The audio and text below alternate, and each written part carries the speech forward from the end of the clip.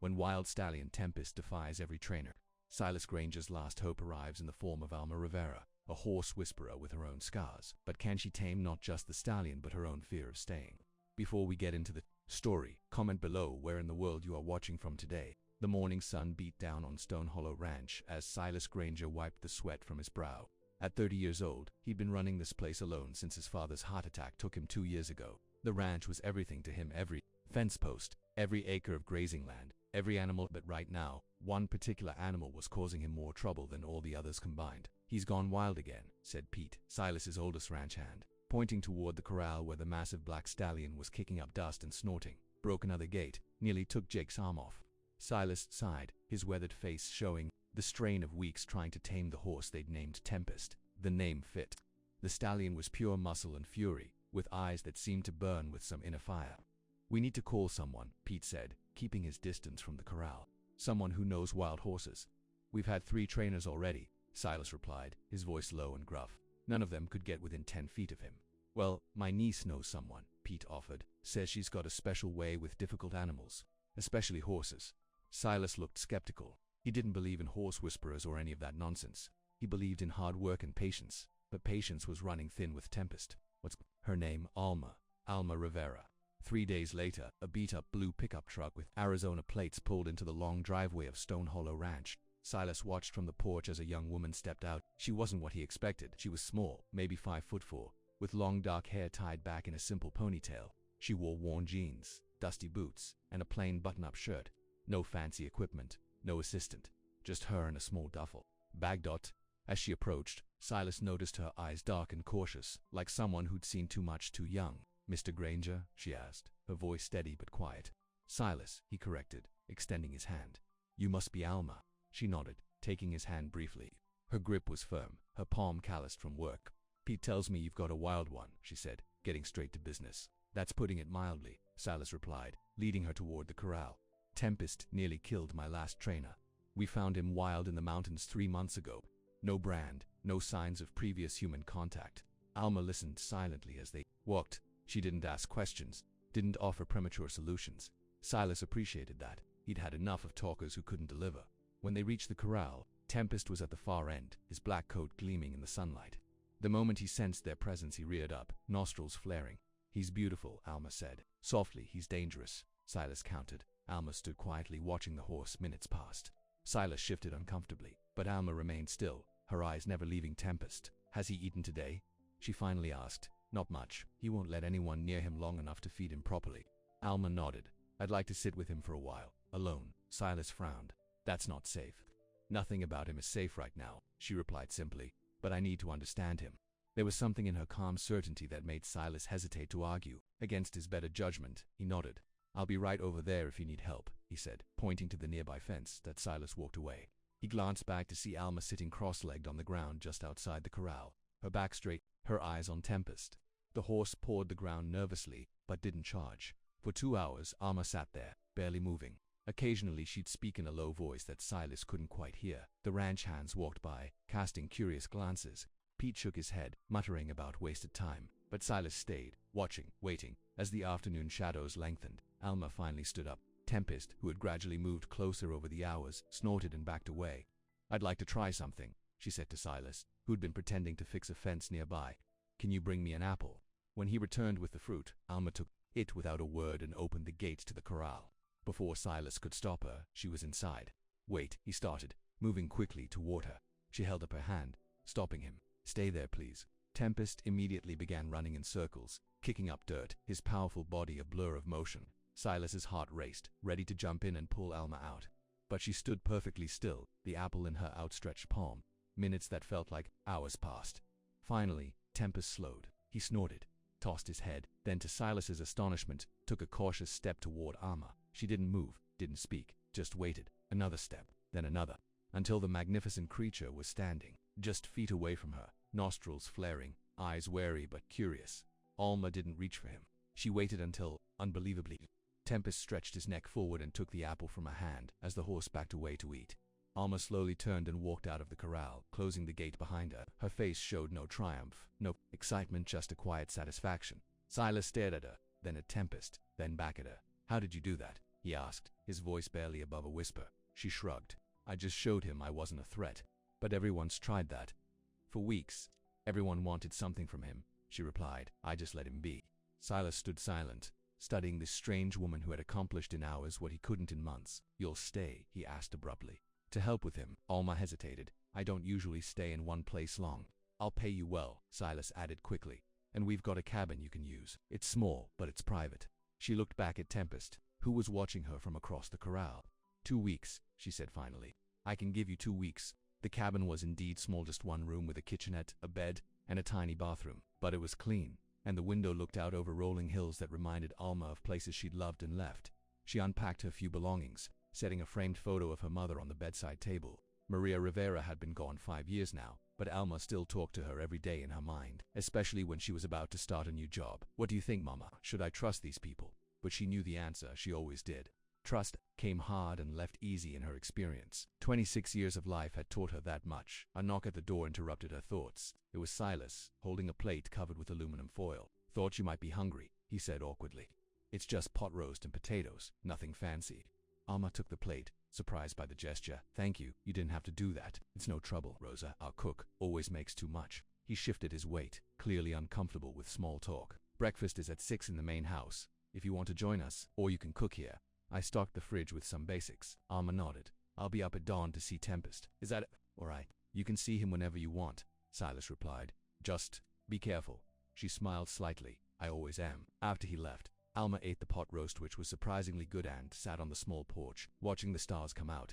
In the distance, she could hear the sounds of the ranch settling down for the night. Horses nickering, the occasional bark of a dog, the low voices of the ranch hands heading to their own quarters. It was peaceful here. Too peaceful, maybe. Places like this made her remember things she tried to forget, like the little house in Arizona where she'd grown up, before everything fell apart. Before she learned that people who said they'd stay forever were usually the first to leave. Alma shook the memories away and focused on why she was here. Tempest the horse needed her. That was simple, straightforward, no complications, no expectations. Just a wild creature who needed someone to understand him. She could handle that. She always had. The next morning, Silas was up before the sun, as usual. He'd slept poorly, his mind circling back to the strange scene in the corral. The woman and the wild horse. The way Tempest had approached her when he wouldn't let anyone else near. From his kitchen window, he could see a light already on in Alma's cabin, so she was an early riser too. That was good.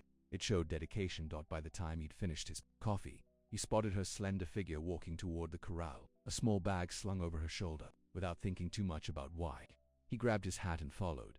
The dawn light was just breaking over the hills when he caught up to her. Mind if I join you? He asked. She glanced at him, surprised, then nodded. It's your ranch. They walked in silence until they reached the corral. Tempest was already alert, watching their approach. What's in the bag? Silas asked. Apples and something else, she replied, pulling out a small cloth bundle. She unwrapped it to reveal what looked like dried herbs. Lavender and chamomile, she explained, seeing his questioning look. Horses respond to smell more than people realize. You learned all this where? Silas couldn't help asking. Alma's face closed slightly, here and there. I've worked with horses since I was a kid. She didn't elaborate, and Silas didn't push. He recognized the look of someone who didn't share their past easily. He wore it often enough himself. For the next hour, he watched as Alma repeated her process from the day before, sitting quietly, offering food from a distance, speaking in low tones. Tempest seemed less agitated today, though still wary. He was abused, Alma said suddenly. Silas looked at her sharply. How do you know? The way he reacts to sudden movements. The scars on his flank that you can't see from a distance. She kept her eyes on the horse. Someone tried to break him the wrong way. Something in her voice made Silas wonder if she was still talking about just the horse. Not all men know how to treat things that are wild, he said carefully. She glanced at him, a flicker of surprise in her eyes, as if she hadn't expected him to understand. No, she agreed, they don't. Later that morning, Alma entered the corral. Again, this time, Tempest let her come within a few feet before backing away. Progress. Small but significant. By lunchtime, word had spread throughout the ranch about the woman who could calm the wild stallion.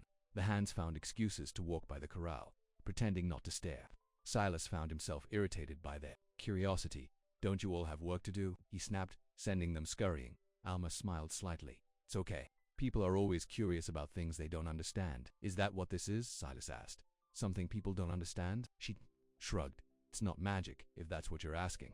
It's just patience and respect. The way she said it, simple, matter of fact, made Silas feel foolish for even asking. Of course it wasn't magic.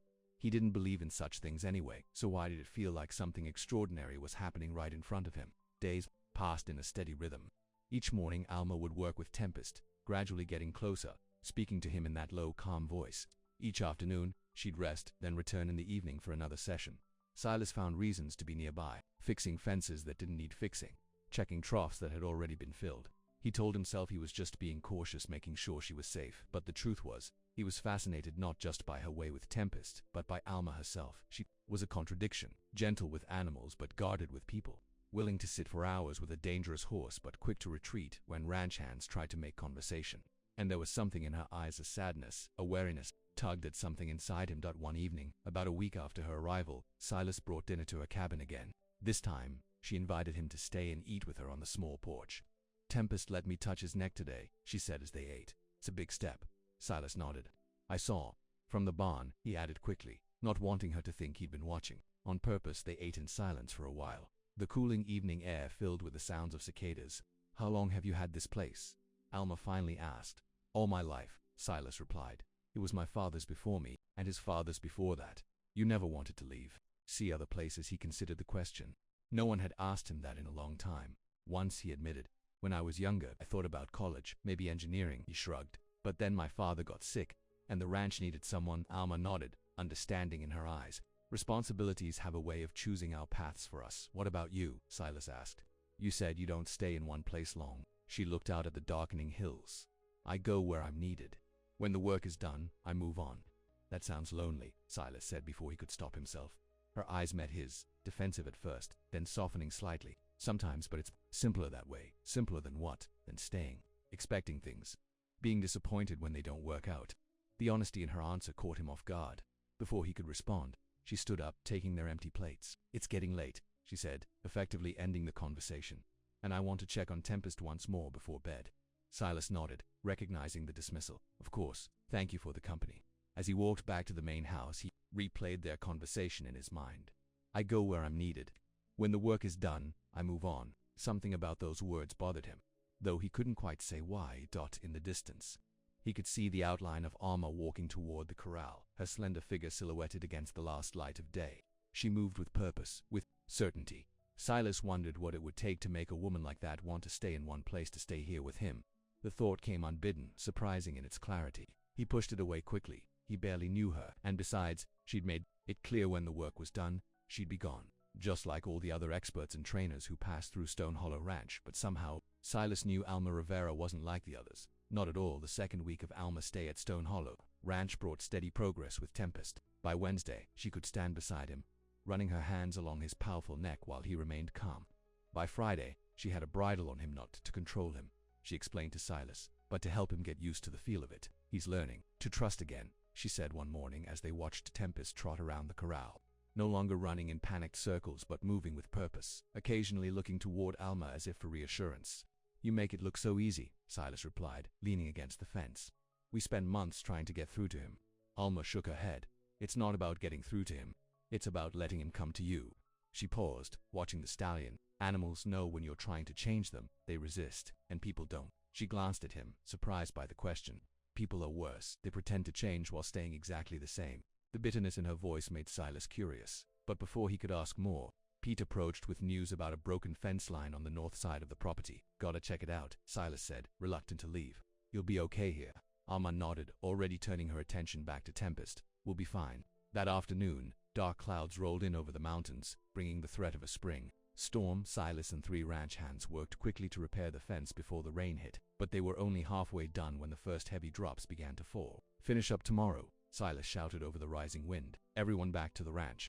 As they drove back in the pickup truck, rain lashing against the windshield, Silas thought about Alma and Tempest. The corral had minimal shelter, a small covered area that the horse had been too wild to use until recently. He hoped they'd made it back before the worst of the storm. When they reached the ranch, the rain had turned into a downpour. Lightning flashed across the sky, followed by booming thunder. Silas jumped out of the truck, ignoring the rain soaking through his shirt, and headed straight for the corral that was empty. For a moment, panic gripped him. Had Tempest bolted? Had Alma been hurt trying to control him during the storm? Then he noticed the barn door was closed, unusual for this time of day. He jogged across the muddy yard and pulled it open.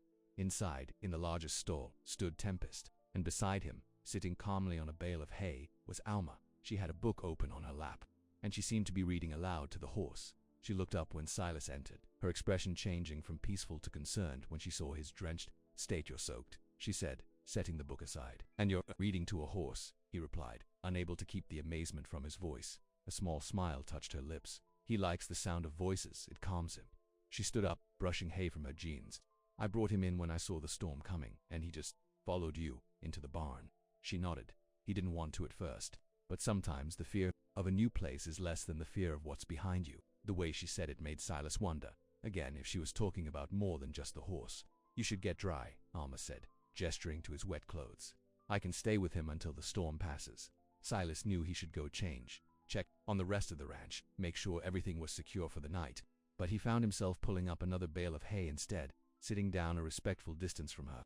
"What are you reading?" he asked. She held up the book, a worn paperback with a faded cover. "Just an old novel. My mother used to read it to me." "Read some," he said, surprising himself with the request. "I mean, if you don't mind, I'd like to hear what Tempest finds so calming." Alma hesitated, then opened the book again. She began to read in a soft, steady voice that somehow carried over the sound of rain pounding on the barn roof. It was a simple story about a girl who finds a wild horse fitting, Silas thought, watching Alma's face as she read in the warmth of the barn. With the storm raging outside, there was something almost magical about the moment. Tempest stood, quietly, occasionally nickering softly, while Alma's voice rose and fell with the rhythm of the words. Silas felt himself relaxing, the tension of the day easing from his shoulders. When she finished the chapter, she closed the book, her eyes meeting his. "Your mother had good taste in books," he said. "She loved stories," Alma replied, a softness in her voice he hadn't heard before. "She said they helped her understand people better than people themselves did." "Is she the one who taught you about horses?" Alma nodded. "She worked at a therapy ranch when I was young. Horses for kids with special needs, troubled teens. I grew up watching her connect with animals that everyone else had given up on. It was the most she'd shared about her past since arriving." Silas wanted to ask more but was afraid of breaking the spell of the moment. "And your father?" he asked carefully. The softness vanished from her expression. "Left when I was 6. We didn't hear from him again." "I'm sorry." She shrugged, the gesture meant to show indifference but revealing hurt instead. "It was a long time ago. Some things stay with us, no matter how long ago they happened," Silas said quietly. Their eyes met again, and for a moment, something passed between them, a recognition, perhaps, of shared understanding. Then Tempest snorted loudly, breaking the moment. Alma stood up. "I should check if he's hungry." Silas nodded, taking the hint. "And I should change these wet clothes." As he walked back to the house through the rain, which had lessened to a steady drizzle, Silas thought about what Alma had said about her father, about things staying with us. He knew all about that. The loss of his own father still ached like a fresh wound some days. And then there was Kate. He pushed the thought away. That was another life. Another mistake he didn't need to dwell on, but as he glanced back at the barn, seeing the warm light spilling from the crack in the door, he couldn't help wondering if Alma Rivera might be the kind of woman who could make a man forget his past mistakes, or if she was just another person passing through his life. Sure to leave once her work was done. The next morning dawned clear and fresh, the storm having washed the world clean. Alma woke early, as always, and made her way to the barn. She'd spent half the night there. Wanting to make sure Tempest remained calm through the rest of the storm, the horse greeted her with a soft nicker, moving toward her as she entered the stall. His transformation over the past 10 days still amazed her, from wild, untrusting creature to this a horse who looked to her for guidance, for reassurance. "Morning, big guy," she murmured, stroking his neck. "Ready for some breakfast?" As she fed him, Alma thought about her conversation with Silas the night before. She hadn't meant to share so much. Usually she kept her past to herself, finding it easier that way. Less explaining to do, less pity to endure. But there was something about Silas Granger that made her want to talk. Maybe it was his quiet way of listening, without judgment. Or maybe it was the sadness she sometimes glimpsed in his eyes, a sadness that matched her own. Dangerous thinking, she reminded herself. She'd be leaving in a few days, once Tempest was ready for Silas to take over his training. That was the deal. Get in, do the job, get out. No complications. Yet as she led Tempest out to the corral for his morning exercise, she found herself scanning the yard for Silas when she didn't see him. She felt a twinge of disappointment that she quickly pushed aside. "Focus on the horse," she told herself firmly. "That's why you're here." Mid-morning, Rosa, the ranch cook, brought coffee and fresh pastries to the corral. "Silas asked me to bring these to you," the older woman said, setting the tray on the fence post. "He had to drive into town for supplies." "Oh," Alma said, trying not to sound disappointed. "Thank you." Rosa studied her with knowing eyes. "He doesn't usually send treats to the trainers." she remarked casually. Must think you're doing a good job with that devil horse. Alma smiled politely, not rising to the bait. But after Rosa left, she found herself thinking about the gesture. A simple kindness, probably nothing more. Yet it warmed her in a way she hadn't expected. By the time Silas returned in the afternoon, Alma had made another breakthrough with Tempest. The horse was now allowing her to place a lightweight saddle on his back, not to ride yet, but to get him used to the feel of it. That's incredible, Silas said, watching from outside the corral. Pete said most of the hands are betting you'll be riding him by the end of the week. Alma shook her head. I don't rush things, especially not with a horse like this. She patted Tempest's flank gently. He'll let someone ride him when he's ready, not before, and if he's never ready. She looked up at Silas, surprised by the question. Everything wild can be tamed, given enough time and patience, but it has to be their choice. You can't force it. Silas studied her, his expression unreadable. Some would say that's a luxury most ranchers can't afford. Then they shouldn't work with animals, Alma replied simply. Instead of being offended, Silas smiled, a rare, genuine smile that transformed his usually serious face. You don't pull your punches, do you? Not when it comes to this, she said, gesturing to Tempest. He deserves someone who understands him, and you do. It wasn't a question. Alma stroked Tempest's nose. I understand what it's like to be afraid of trusting the wrong person. The words hung between them, more revealing than she'd intended. Silas seemed about to say something when one of the ranch hands called to him from across the yard, needing his attention for some problem with the water pump. I should go check that, he said reluctantly. But would you have dinner with me tonight? Not on the porch, I mean, in the house, a proper meal. The invitation caught Alma off guard. Sure, she heard herself saying before she could think better of it. That would be nice. He nodded, looking pleased. 7 o'clock, nothing fancy. As he walked away, Alma turned back to Tempest, who was watching her with those intelligent eyes. Don't look at me like that, she murmured. It's just dinner. But even as she said it, she knew she was lying to herself. Nothing about Silas Granger felt like just anything. At 6:30, Alma stood in front of the small mirror in her cabin, frowning at her reflection.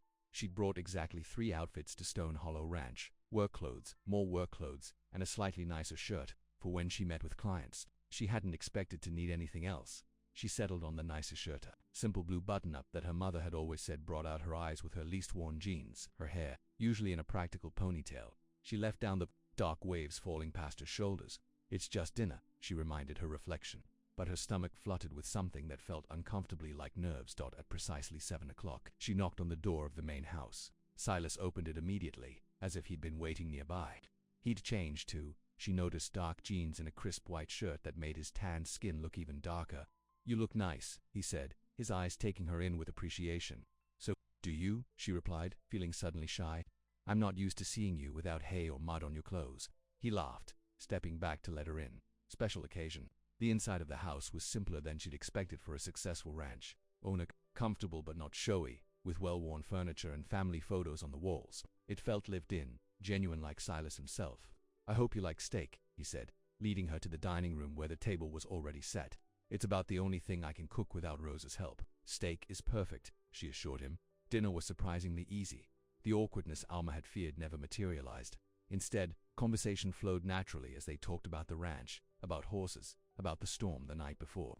Silas told stories about growing up at Stone Hollow, about learning to ride before he could walk, about his father's dreams for the place. He wanted to expand, Silas explained, refilling her wine glass.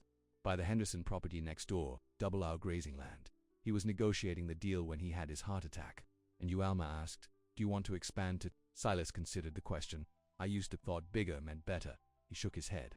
Now I'm more interested in making what we have stronger, more sustainable. What changed your mind? He was quiet for a moment, staring into his wine glass. Experience, I guess. Loss. Realizing what matters. There was a story there, Alma sensed. Something he wasn't saying, but she didn't push. Everyone had the right to their secrets. After dinner, they moved to the porch with coffee. The night was clear, stars scattered across the sky like diamonds on black velvet. In the distance, they could hear the occasional sounds from the barn, horse snickering, the soft coo of nesting doves. I wanted to ask you something, Silas said, breaking a comfortable silence. Your 2 weeks are almost up. Alma tensed, suddenly remembering the ticking clock on her stay. Yes, they are. Tempest is doing well with you, better than I ever expected. He turned to face her in the porch swing they were sharing. Would you consider staying longer to finish his training? Relief washed over her, and something else she didn't want to examine too closely. How much longer? Another 2 weeks, maybe a month. He looked almost nervous, asking. I'd adjust your pay, of course. Alma thought about it. She had a potential. The job lined up in Colorado, but it wasn't starting for another 3 weeks, and Tempest did need more time. I could stay 2 more weeks, she said finally, to make sure he's really ready. The smile that spread across Silas's face made her heart do a strange little flip. That's great news, he said, his voice warm. For Tempest, I mean. For Tempest, she agreed, though she wasn't sure either of them was being entirely truthful. They sat in silence for a while, the porch swing moving gently back and forth. The night air was cool, but not cold, carrying the scent of spring flowers and damp earth. Can I ask you something personal? Silas said suddenly. Alma tensed again, but nodded. Why do you do this, move from place to place, never settling? It was a question she'd been asked before, but never by someone whose opinion mattered to her. And when had Silas Granger's opinion started to matter? It's simpler, she said finally, echoing what she'd told him before. I'm good at fixing things. Animals, mainly. I go where I'm needed, do what I can, then move on, before anyone can expect more. His perception startled her. Maybe. And what about what you expect, what you want? Alma looked out at the dark silhouettes of the distant mountains. I stopped expecting things a long time ago. Silas was quiet for a moment. Then, very gently, his hand found hers on the swing between them. His touch was warm, calloused from years of hard work, but somehow soft too. Maybe it's time to start again, he said quietly. Alma knew she should pull her hand away, remind him and herself that this was temporary, that in 2 weeks, she'd be gone, on to the next job, the next broken creature that needed fixing. But she didn't pull away. Instead, her fingers slowly curled around his, accepting the contact, the connection, accepting the possibility that maybe, just maybe, Silas Granger was right. Maybe it was time to expect more. The days following their dinner together brought a shift in the rhythm of life at Stone Hollow Ranch. Alma still spent her mornings with Tempest, but now Silas joined her more, often not just to observe but to learn her methods. And in the evenings they'd share meals, sometimes in the main house, sometimes at her cabin, occasionally with other ranch hands, but more often just the two of them. You should try it, Alma said one sunny afternoon, holding out the lead rope attached to Tempest's bridle. He's ready to trust you now. Silas hesitated, eyeing the large stallion warily. You sure about that? She nodded. He's watching you. He's curious. That's good. Slowly, Silas stepped forward, taking the rope from her. Their fingers brushed, sending that now familiar warmth through Alma's body. She quickly focused back on Tempest, who had tensed slightly at the handoff. Talk to him, she instructed Silas. Let him hear your voice, calm and steady. Silas cleared his throat. Hey there, big guy, he said, sounding anything but calm. You've been giving us a run for our money, haven't you? To Alma's satisfaction, Tempest's ears flicked forward, interested rather than afraid. The horse took a tentative step toward Silas. That's it, she encouraged. Keep talking. Let him come to you. For the next 20 minutes, she watched as Silas slowly built trust with the horse, following her guidance. His deep voice grew more confident as Tempest responded positively, eventually allowing Silas to stroke his neck, something that would have been unthinkable 2 weeks ago. You're a good teacher, Silas said later, as they walked back from the corral together, the afternoon sun casting long shadows across the yard. You're a good student, she replied with a smile. Most people think they already know everything about horses. I've been around them my whole life, he admitted, but I've never seen anyone work with them the way you do. It's like you speak their language. I just listen, Alma said. Most people forget to do that part. Silas looked at her with those thoughtful eyes that seemed to see right through her carefully constructed walls. Is that what happened with your father? He forgot to listen. The question caught her off guard. They hadn't spoken about her past. Since that night in the barn during the storm, my father didn't forget anything, she said, her voice cooling. He chose to leave. There's a difference. Silas nodded, accepting her tone without being put off by it. I'm sorry, I shouldn't have brought it up. They walked in silence for a moment, the tension slowly easing. My mother used to say he had wandering feet, Alma finally offered, surprising herself, that some people aren't meant to stay in one place, and you think you inherited that from him? Silas asked carefully. Alma considered the question. I used to think it was a choice, now I'm not so sure. What changed? She glanced at him, then quickly away. Nothing, everything I don't know. They had reached her cabin. Usually, this was where they'd part ways until dinner, but today Silas lingered. Rose is making her famous enchiladas tonight, he said, but I was thinking, maybe we could drive into town instead. There's a decent restaurant at the Pinnerview Hotel. Alma hesitated. Dinner at the ranch was one thing, private, casual, safe. But going out together felt like something else entirely, something that crossed the line between professional and personal. Seeing her hesitation, Silas added, just as friends. A change of scenery, friends. She repeated, testing the word. Is that what they were now? It had been a long time since Alma had allowed herself to have friends. Friends expected things, consistency, presence, trust, but looking at Silas's hopeful expression, she found herself nodding. Okay, a change of scenery sounds nice. His smile was worth the flutter of anxiety the decision caused. Great, I'll pick you up at 6. As he walked away, Alma went into her cabin and sat on the edge of the bed, suddenly overwhelmed. What was she doing? In 10 days, she'd be leaving Stone Hollow Ranch, moving on to the next job. That was the plan. That was always the plan. So why did the thought now fill her with a hollow feeling she didn't want to name? Pinnerview was a small town about 30 minutes from the ranch, the kind of place where everyone knew everyone, and a new face caused ripples of curiosity. As Silas's truck pulled into the main street, Alma felt those ripples immediately. People on the sidewalk turned to look, recognition and interest in their expressions as they spotted Silas with an unfamiliar woman. I should warn you, Silas said as he parked in front of the hotel. News travels fast around here. By dessert, half the town will know I brought a woman to dinner. Is that unusual? Alma asked, suddenly wondering about Silas's past relationships. He'd never mentioned anyone special, but that didn't mean there hadn't been someone. A shadow crossed his face. It's been a while, he admitted. The Pinnerview Hotel restaurant was nicer than Alma had expected. White tablecloths, candles, even a small vase of fresh flowers on each table. She was glad she'd packed one nice dress, a simple navy blue wrap that her mother had insisted she'd take just in case. Just in case of what, Alma had never asked. But now, seeing the appreciation in Silas's eyes as she removed her jacket, I thought perhaps her mother had known something she hadn't. You look beautiful, he said simply. Thank you. She smoothed the dress self-consciously. I don't wear these often, more's the pity, he replied with a small smile. They were shown to a corner table by a hostess who clearly knew Silas well. It's good to see you out, Mr. Granger, the woman said warmly, handing them menus. It's been too long. After she left, Alma raised an eyebrow. You're something of a hermit, I take it. Silas chuckled. The ranch keeps me busy, and I'm not much for socializing, yet here we are. Here we are, he agreed, his eyes holding hers for a moment longer than necessary. Dinner was delicious, better than Alma had expected from a small-town hotel restaurant. Silas seemed to relax as the evening progressed, sharing stories about growing up in Pinnerview, about high school adventures, about the changes the town had seen over the years. It's struggling now, he admitted, looking around at the half-empty restaurant. Young people leave for the cities. Businesses close. It's happening all over rural America. But you stayed, Alma observed. I stayed, he confirmed. The ranch is my life, my legacy. There was pride in his voice, but something else too, a note of resignation. Perhaps. Alma wondered if he ever regretted his choice to remain when others left. As they finished their dessert, a shared slice of homemade apple pie, Silas grew quieter, more thoughtful. Can I ask you something? He finally said. Alma nodded, though a part of her tensed, prepared for another probing question about her past. What happens after Tempest, after you leave Stone Hollow? The question wasn't what she'd expected, but it still made her uncomfortable. I have a job lined up in Colorado, another difficult horse. After that, wherever I'm needed, I suppose, always alone. The gentleness in his voice made the question hurt more than it should have. I'm used to it, she said, trying to sound matter-of-fact. That's not what I asked. Alma looked down at her empty coffee cup. Yes, always alone. Silas was quiet for a moment. Then he reached across the table, his hand covering hers. It doesn't have to be that way. Her heart began to race, but she forced herself to stay calm. What other way is there? This is my life, Silas. This is what I do. You could stay, he said simply, here at Stone Hollow.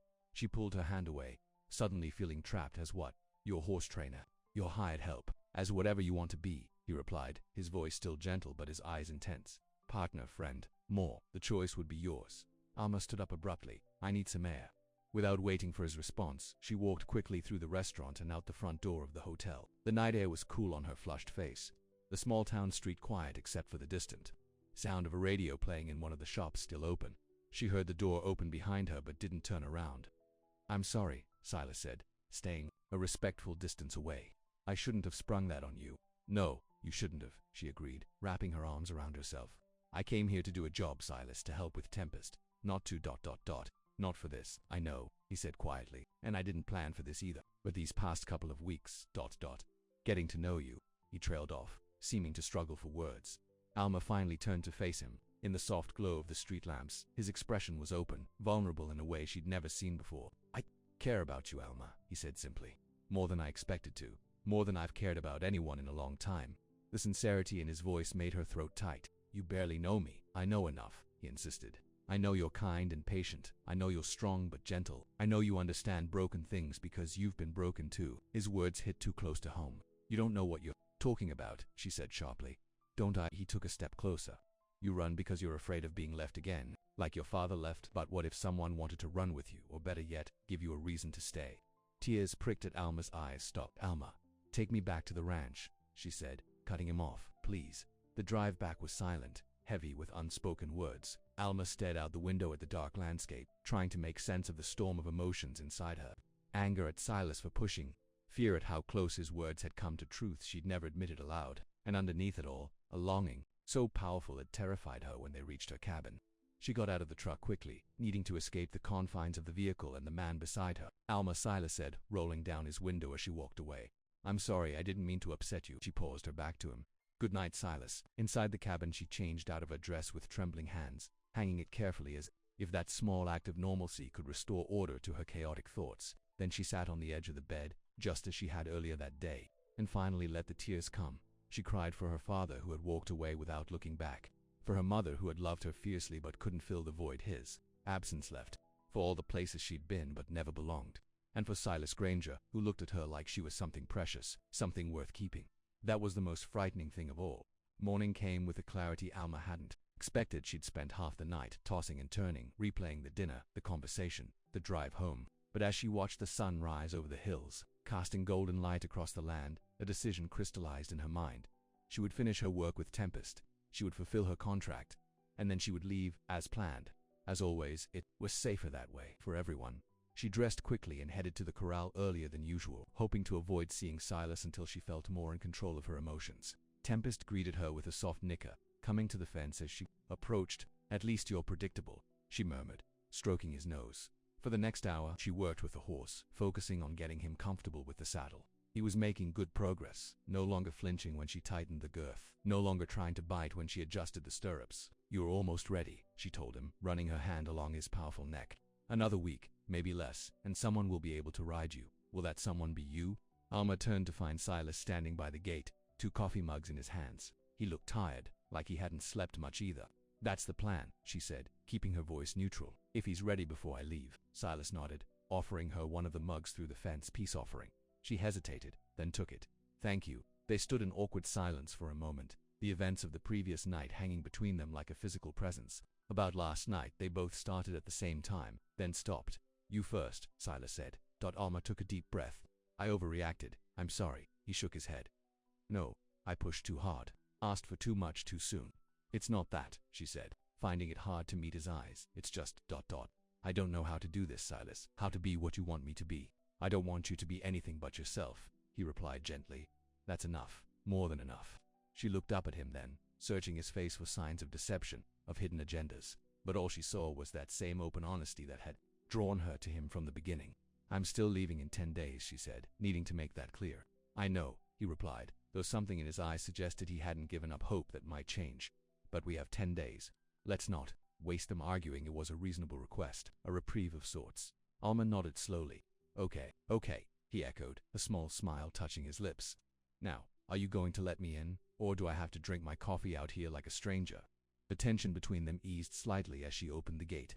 They spent the morning working with Tempest together, falling into a comfortable rhythm that felt almost like a dance. Alma demonstrating, Silas following the horse, responding to them both. By lunchtime, Silas had Tempest walking calmly beside him around the corral, responding to gentle commands, no longer shying away from his touch. He likes you, Alma observed, watching from the fence. He's starting to trust you. I had a good teacher, Silas replied, his eyes finding hers across the corral. The moment stretched between them, filled with things neither was ready to say aloud. Then Pete called from the barn, needing Silas for something, and the spell was broken. I should go see what that's about, Silas said reluctantly. Will you be okay here? Alma nodded. We'll be fine. Go ahead. As he walked away, she turned back to Tempest, who was watching her with those intelligent eyes. Don't look at me like that, she murmured. I know what I'm doing. But the truth was, she didn't know at all. For the first time in years, Alma Rivera was completely out of her depth. The following days settled into a new pattern. During the day, Alma and Silas worked with Tempest, making steady progress. In the evenings, they'd share dinner, talk, sometimes just sit in comfortable silence on the porch, watching the stars come out. They didn't speak again about the future, about Alma staying or leaving. By unspoken agreement, they lived in the present, savoring each day without looking beyond it. But the countdown in Alma's head continued. 8 days left, 7-6. On the 5th day before her scheduled departure, she decided it was time for Tempest's final test. I want to try riding to him today, she told Silas as they prepared the horse for his morning exercise. He's ready, Silas looked concerned. Are you sure? He still gets spooked sometimes. That's normal, she assured him. He'll never be completely bomb-proof, but he's ready for this step. The process was slow, deliberate. First, Alma had Silas hold Tempest while she stood beside him, placing her weight on the stirrup without mounting. When the horse remained calm, she repeated the action several times, then swung her leg over and sat in the saddle for just a moment before dismounting. Each time, Tempest tensed but didn't bolt. Each time he relaxed a little more quickly. "Good boy," Alma murmured, stroking his neck. "You're doing great." Finally, after nearly an hour of gradually increasing the time she spent in the saddle, Alma nodded to Silas. "Let go of the bridle. Let's see how he does." Silas hesitated. "What if he runs?" "He won't," she said with more confidence than she felt, "and if he does, I can handle it." Slowly, Silas released his hold on the bridle. Tempest's ears flicked back and forth, sensing the change, but he remained still. "That's it," Alma said softly. "Easy now." Using just the pressure of her legs, she asked Tempest to walk forward. For a heart-stopping moment, he didn't move. Then, with a soft snort, he took a step. Then another. Alma could feel the tension in his body, the coiled power of muscles ready to explode into motion. But he was listening to her, trusting her. "Good boy," she said again, guiding him in a small circle around Silas. "Perfect." The pride on Silas's face matched the feeling swelling in her own chest. This was why she did what she did for moments like this, when a creature that had known only fear learned to trust again. After a few more minutes of walking in slow circles, Alma brought Tempest to a stop and dismounted, giving him plenty of praise and affection. "You did it," Silas said, coming to stand beside her. Without thinking, he wrapped an arm around her shoulders in a side hug. "You actually did it." The casual embrace caught Alma by surprise, but she didn't pull away. Instead, she found herself leaning into his solid warmth, enjoying the feeling of his arm around her. "We did it," she corrected. "You've been part of this from the beginning." He smiled down at her, his eyes reflecting the morning sunlight. "Team effort." Then they stood like that for a moment longer than necessary, neither wanting to be the first to step away. Finally, Alma reluctantly moved to untack Tempest, aware of Silas's eyes following her movements. "What happens now?" he asked. "Now we keep practicing," she replied, focusing on unbuckling the girth, building his confidence. "Yours too." "My confidence." She glanced up at him. "You'll be riding him next." Silas looked startled. "Me? I thought that's why I'm here," Alma reminded him gently. "To help you bond with him, to make sure you can handle him after I'm gone." The words, "after I'm gone," hung in the air between them, heavy with all they weren't saying. "Right," Silas said after a moment. "After you're gone." The rest of the day passed in a strange mix of triumph and melancholy. They celebrated Tempest's breakthrough with a special dinner that Rosa prepared, but underneath the happiness was the knowledge that they were one step closer to the end of Alma's stay. That night, sitting on the porch of the main house, Silas broke their unspoken agreement. "Do you have to leave?" he asked quietly, his voice almost lost in the chorus of night insects. Alma didn't pretend to misunderstand. "You know I do, but why?" He turned to face her, his expression earnest in the soft porch light. "The job in Colorado, can't you postpone it or turn it down?" "And then what?" she asked. "Stay here indefinitely." "Doing what?" "Whatever you want," he said, echoing his words from the restaurant. "We could expand the training program. Take in more horses like Tempest. Build something together." The vision he painted was tempting, more tempting than Alma wanted to admit. A place to belong. Work that mattered. Someone to share it with. "It's not that simple," she said, though her resolve was weakening. "It could be," Silas insisted, "if you wanted it to be." He reached for her hand, and this time she didn't pull away. His palm was warm against hers, calloused but gentle. "I'm scared," she admitted, the words barely audible. Silas squeezed her hand. "Of what?" "Of staying, of leaving." She shook her head, frustrated with her inability to express what she was feeling, "of wanting something I might lose." "Alma," he said, her name like a caress on his lips. "Look at me." She raised her eyes to his. "I can't promise that nothing bad will ever happen," he said seriously. "Life doesn't work that way. But I can promise that I won't walk away, not like your father did. Not ever." The sincerity in his voice made her heart ache with longing and fear in equal measure. "How can you be so sure?" she whispered. "You barely know me." "I know enough," he said again, just as he had that night in town. "And I want to know more. Everything, if you'll let me." He was so close now, his face just inches from hers, his eyes asking a question his words hadn't yet formed. Alma knew she should pull away, remind him and herself of all the reasons this couldn't work. Her job, her life, her inability to stay in one place, to commit, to trust that someone would truly want her once they knew all her broken pieces. But as some free hand came up to gently touch her cheek, those reasons seemed to fade into insignificance. "May I?" he asked softly, his gaze dropping to her lips. For an answer, Alma closed the distance between them, pressing her lips to his in a kiss that was both a beginning and a surrender. And in that moment, with Silas's arms coming around her, holding her like something precious, Alma felt a shift inside herself, like a wild creature finally deciding to trust. The morning after their kiss on the porch, Alma woke with a strange mixture of happiness and panic churning in her stomach. She'd fallen asleep thinking about Silas, the gentleness of his touch, the warmth of his lips on hers, the way he'd looked at her afterward like she was something precious he'd just discovered. But in the harsh light of day, doubt crept in. What was she doing? In 4 days she was supposed to leave for Colorado. That had been the plan. That was always the plan. Stay long enough to do the job, then move on before things got complicated. Things were definitely complicated now. As she dressed for the day, Alma tried to sort through her jumbled thoughts. The truth was, she'd never felt about anyone the way she felt about Silas Granger. He was steady, honest, kind, all the things her father hadn't been. When Silas made a promise, she believed him, and that terrified her. Because if she believed him, if she trusted that he wouldn't walk away, then what excuse did she have for running anymore? By the time she reached the corral, her head was pounding from the circular thoughts. Tempest greeted her with a soft nicker, pushing his nose against her shoulder as if sensing her distress. "At least you're doing better," she murmured, stroking his neck. "One of us has to have our head on straight." Talking to horses again, she turned to find Silas approaching, 2 mugs of coffee in his hands, just like yesterday, just like most mornings now. But today felt different. Today there was a new awareness between them, a shift in the air. "They're good listeners," she replied, accepting the coffee he offered. Their fingers brushed during the handoff, and Alma felt that now familiar spark of connection. Silas smiled, a small, almost shy smile that made him look younger than his 30 years. "About last night," he began. "It's okay," she cut in quickly. "We don't have to make it a big deal." His smile faded slightly. "What if I want it to be a big deal?" Alma looked away, focusing on Tempest instead of Silas's earnest face. "I'm still leaving in 4 days. Are you?" He moved to stand beside her, his shoulder just touching hers. "Because it seems to me you're still trying to decide." She wanted to deny it, to insist that nothing had changed, but Silas deserved better than lies. "I don't know what I'm doing," she admitted quietly. "This isn't like me. I don't get attached to places or people." "Maybe it's time for a change," Silas suggested, his voice gentle but hopeful. Before she could respond, Pete appeared at the corral gate, looking apologetic. "Sorry to interrupt, boss, but there's a problem with the irrigation system in the north pasture.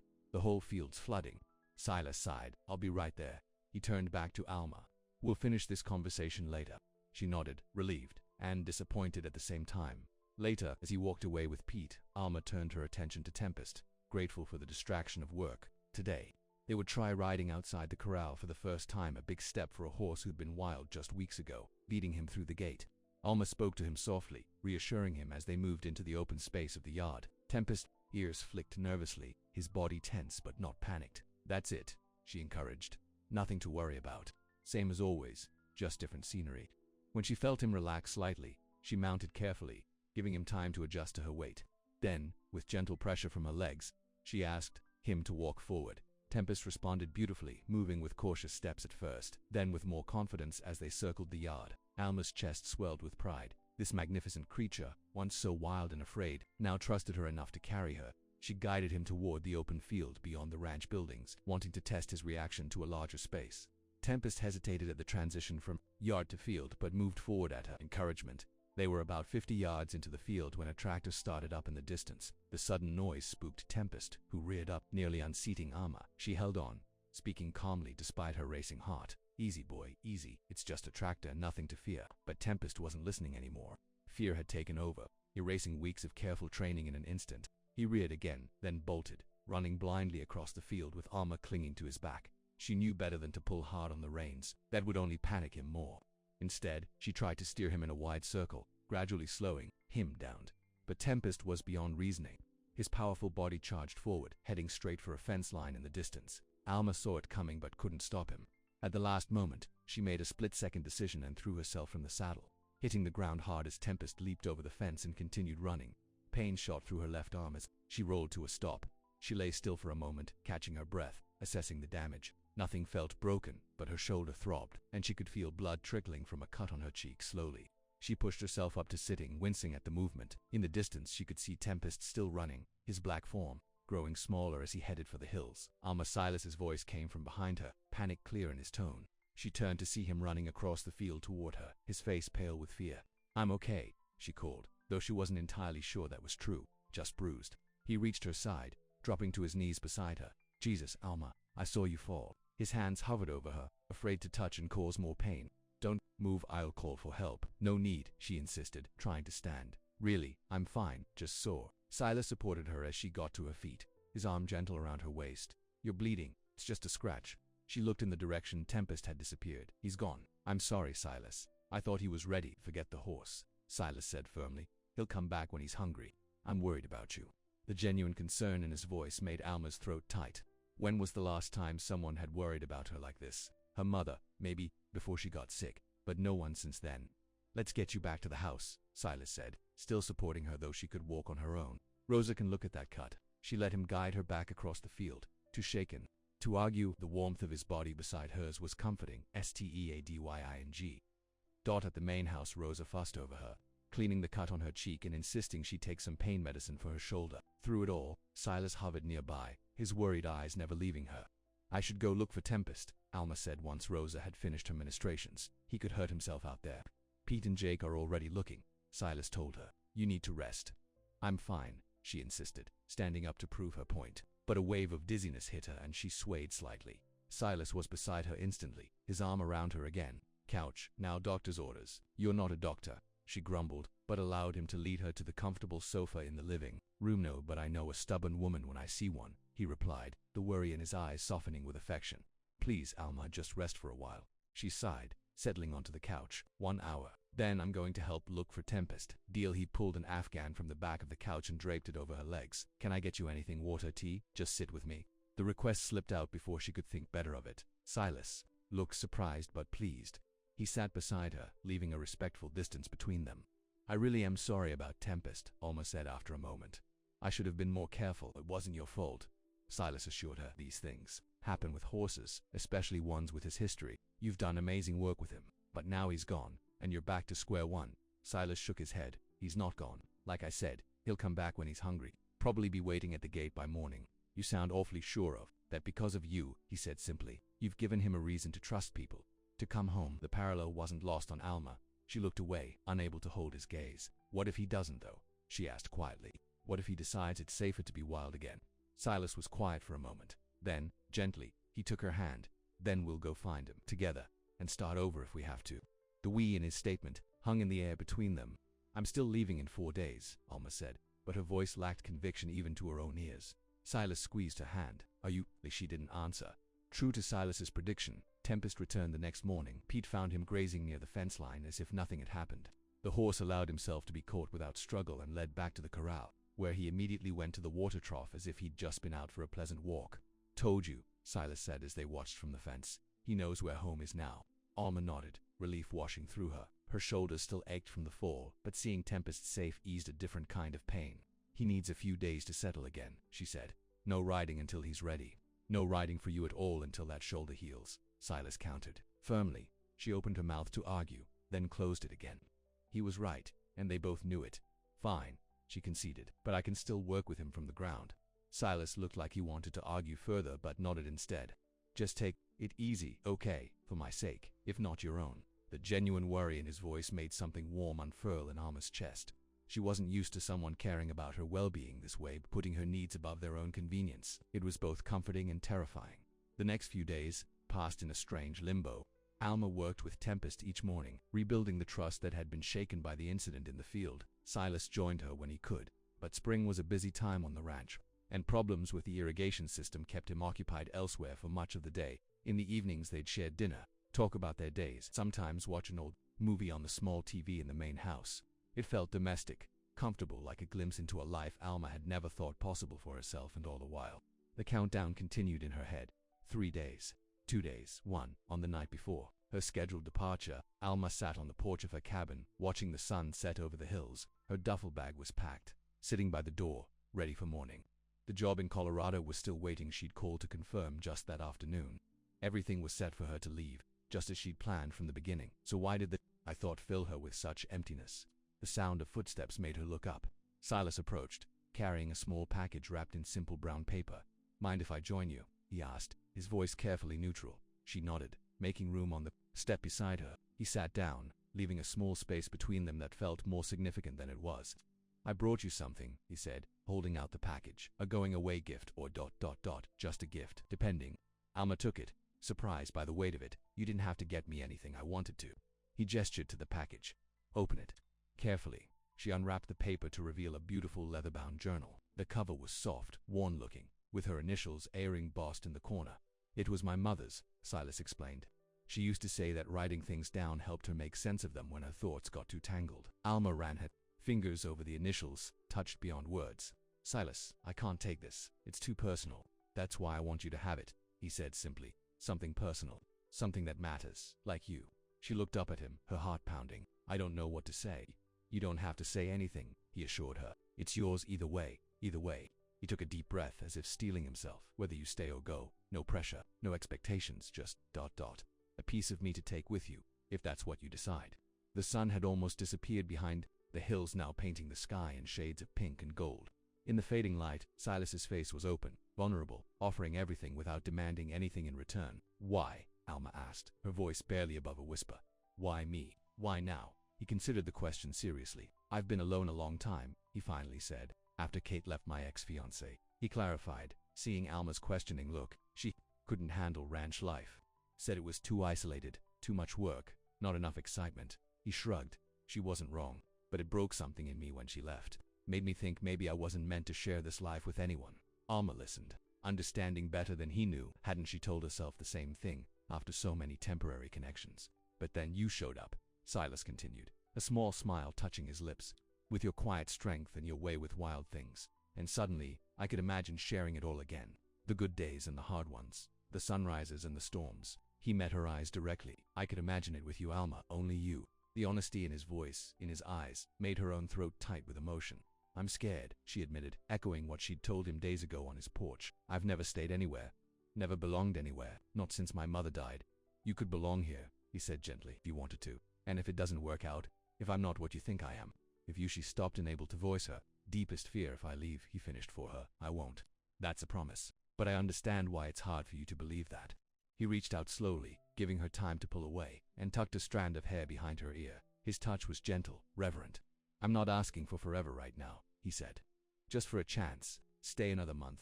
Help me with Tempest, with the other horses we could train. See if this could be home for you. And if it's not, she asked, needing to know there was an escape route, even as part of her yearn to stay. Then I'll drive you to the airport myself, he promised. No hard feelings, just gratitude for the time we had. Alma looked down at the journal in her hands, running her fingers over the soft leather. Then she looked up at the darkening sky, at the first stars appearing. Finally, she looked at Silas's good, patient man who had somehow slipped past all her carefully constructed defenses. 1 month, she said finally, to see if I can do this. If we can do this. The smile that spread across his face was like sunrise breaking over the hills. That's all I'm asking for. A chance. He reached for her hand, and she gave it willingly, their fingers intertwining as naturally as if they'd been doing it for years. They sat like that in comfortable silence as darkness fell completely, the night wrapping around them like a blanket. In the distance an owl called, and from the corral came the occasional soft sound of horses settling for the night. I should call Colorado, Alma said eventually. Let them know I won't be coming. Silas squeezed her hand. Tomorrow is soon enough. Tonight, let's just be here, together. She nodded, leaning slightly against his solid shoulder. Together, the word felt strange on her tongues, foreign but not unwelcome. A concept she'd avoided for so long, now suddenly full of possibility. A week later, Alma stood at the corral fence, watching as Silas rode Tempest in slow, careful circles. The horse moved with confidence now, responding to Silas's commands as if they'd been working together for years instead of days. Looking good, cowboy, she called as they completed another perfect circle. Silas grinned, bringing Tempest to a stop in front of her. All thanks to you. Not all, she corrected. You're a natural with him. We understand each other, Silas said, patting the horse's neck affectionately. Both of us just needed someone to show us we could trust again. He dismounted smoothly and led Tempest to the gate where Alma waited.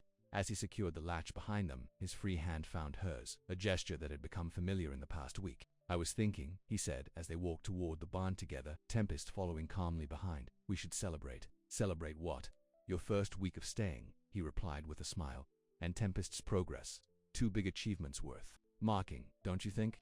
Alma smiled back, feeling that now familiar warmth spread through her chest. What did you have in mind? Another dinner in town. Actually, I was thinking a picnic, up in the hills where we found Tempest. It's beautiful this time of year, wildflowers everywhere. A picnic sounds perfect, she agreed. Later that afternoon, they rode out together, Silas on Tempest, Alma on a gentle mare named Daisy. Silas had packed a basket with Rosa's help, full of sandwiches, fresh fruit, and a bottle of wine. Thought the hills were indeed beautiful, covered in spring wildflowers that swayed in the gentle breeze. They found a flat spot with a view of the valley below, the ranch buildings tiny in the distance. This is where you found him. Alma asked as they spread a blanket on the grass. Silas nodded, looking out over the landscape. He was running with a small herd of wild mustangs, most scattered when we approached, but Tempest stood his ground, almost like he was protecting them. He's a natural leader, Alma observed. You can see it in the way he carries himself. Like someone else I know, Silas said, his eyes warm as they settled on her. They ate leisurely, talking about everything, and nothing plans for the ranch, horses they'd known, places Alma had been in her travels. As the afternoon waned, they lay back on the blanket, watching clouds drift across the blue sky. Are you happy? Silas asked suddenly, turning his head to look at her here. I mean, with this decision. Alma considered the question seriously. The past week had been an adjustment, learning to think in terms of staying rather than leaving, allowing herself to unpack not just her clothes but her expectations, her fears. I am, she said, surprising herself with the certainty in her voice. Happier than I expected to be. Good, he said simply, reaching for her hand. That's good. They fell silent again, comfortable in each other's presence. Alma found herself thinking about the path that had led her all, the places she'd been, all the horses she'd helped, all the times she'd driven away without looking back. What are you thinking about? Silas asked softly. The future, she replied honestly. It feels different now, less lonely. He squeezed her hand. It doesn't have to be lonely at all, not anymore. She turned to face him, studying his features in the golden afternoon light. This man who had offered her something she'd never thought she'd have: a place to belong, a reason to stay. Silas, she said, her voice steady despite the flutter in her chest. I think I'm falling in love with you. The words hung in the air between them, honest and vulnerable. For a moment, Alma wondered if she'd said too much too soon. But then Silas smiled, that rare, full smile that transformed his entire face. I know I'm in love with you, he replied. Have been since you walked into Tempest's corral that first day and did what no one else could do. He leaned toward her, his hand coming up to gently cup her cheek. You don't just calm the wild, Alma Rivera. You healed something broken in me too. As his lips met hers in a kiss that felt like coming home, Alma knew with sudden clarity that this was where she belonged, not just for a month, but for as long as they both wanted it, which, if the way her heart responded to his touch was any indication, might just be forever. 1 year later, Alma stood at the fence of a newly built corral behind the main barn of Stone Hollow Ranch. Inside, 5 young horses milled about, all rescues from various bad situations, all in need of the kind of patient training she'd given Tempest. What do you think? Silas asked, coming to stand beside her. Can we help them? We can try, she replied, leaning into his side as his arm came around her shoulders. That's all anyone can do. In the distance, Tempest grazed contentedly in the pasture with the other ranch horses. No one would guess, looking at him now, that he'd once been wild, untrusting, afraid. People could change too, Alma had learned, with enough patience, enough love, enough reason to believe that staying was better than running. I finished the paperwork this morning, Silas said, dropping a kiss on the top of her head. Stone Hollow Horse Rehabilitation is officially a registered non-profit. Alma smiled, pride and happiness welling up inside her. So we're really doing this. We really are, he confirmed. You okay with that? It's a big commitment. She turned in his arms to face him, her eyes meeting his directly. I'm more than okay with it. It's exactly what I want. And it was true. Over the past year, what had started as a hesitant 1-month trial had grown into something neither of them had expected: a partnership, a purpose, a love that deepened with each passing day. The wandering, the spirit that had driven Alma from place to place for so many years had finally found its rest, not because it had been tamed or broken, but because it had found something worth staying for. Someone worth staying for. I love you, she said, the words coming easily now after a year of practice. I love you too, Silas replied, his eyes crinkling at the corners as he smiled. Always will. As he lowered his lips to hers, Alma felt that familiar warmth spread through her, the certainty that she was exactly where she was meant to be. Home with the man who had seen the wild in her and loved her not in spite of it but because of it. The man who had waited, patient and steady, until she was ready to trust again, until she was ready to stay.